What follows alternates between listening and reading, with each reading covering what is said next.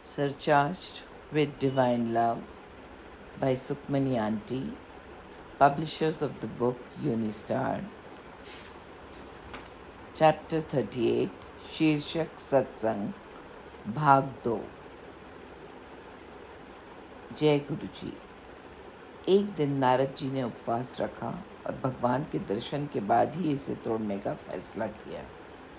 नारद जी में कुछ ही सेकंड में जहाँ भी वे जाना चाहते थे यात्रा की क्षमता थी।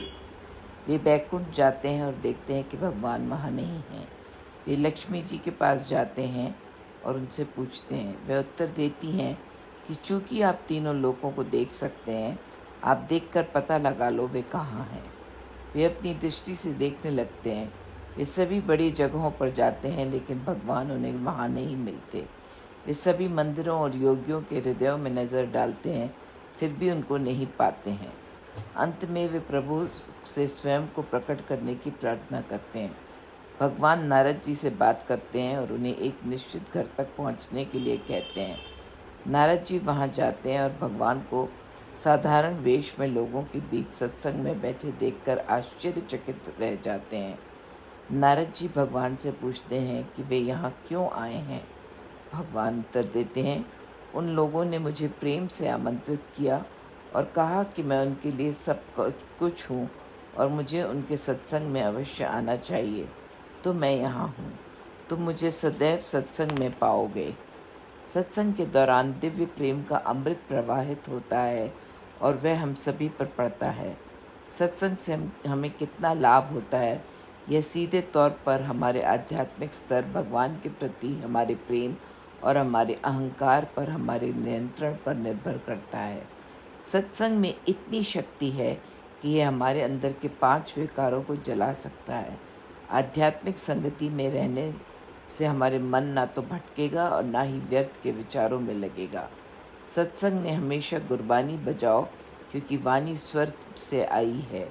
वे सत्संग के भीतर कंपन को ऐसे स्तर तक बढ़ा देगी जहाँ से बीमारियों का ठीक होना भी संभव हो जाता है। भजन भले ही वे भगवान की स्तुति करते हैं, मनुष्यों द्वारा लिखे गए हैं। वे वाइब्रेशन को उस हद तक नहीं बढ़ाएंगे।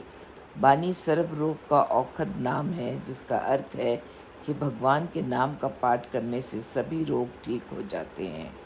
जिस प्रकार हमें गाइड करने के लिए मैप की आवश्यकता होती है, उसी प्रकार हमें प्रकाश तक पहुंचाने का मार्ग खोजने के लिए सत्संग की आवश्यकता होती है।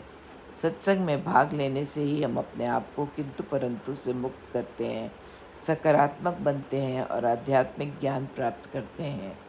जिस प्रकार पानी की प्रवृत्ति निचले क्षेत्रों की ओर भागने की होती है, उसी प्रकार मानव मन की प्रवृत्ति इंद्रियों के सुखों की ओर भागने की होती है। मन को ऐसी नकारात्मकता से दूर रखने का एकमात्र उपाय सत्संग है। हर कोई सत्संग में शामिल नहीं हो सकता। इसके लिए अच्छे कर्म की ज़रूरत होती है। जैसे ही आप सत्संग में भाग लेने के लिए अपने घर से निकलते हैं, आपको लाभ मिलना शुरू हो जाता है, बशर्ते आप प्रेम और विश्वास के साथ जा रहे हों। गुरुजी अक्सर हम सभी के लिए संगत में वे शब्द बजाते थे। एक बार जब आप इसका अर्थ समझ लेंगे तो आप सत्संग का 1 मिनट भी बर्बाद नहीं करेंगे। यह मानव शरीर तुम्हें दिया गया है। यह तुम्हारे लिए ब्रह्मांड के भगवान से मिलने का मौका है और कुछ नहीं चलेगा। साथ संगत, पवित्र संगत में शामिल होकर केवल नाम के रत्न पर ध्यान करो। इस भयानक संसार सागर से पार होने का हर संभव प्रयत्न करो।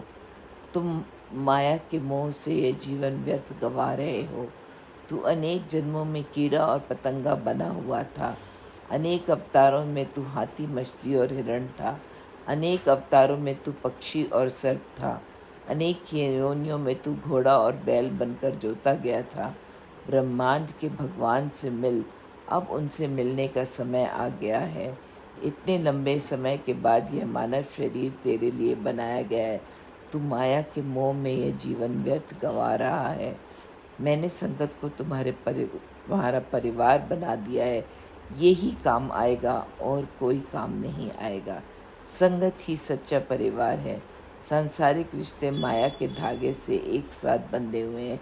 जबकि संगत गुरु के आशीर्वाद से एक साथ बंधी हुई है। शुक्राना गुरु।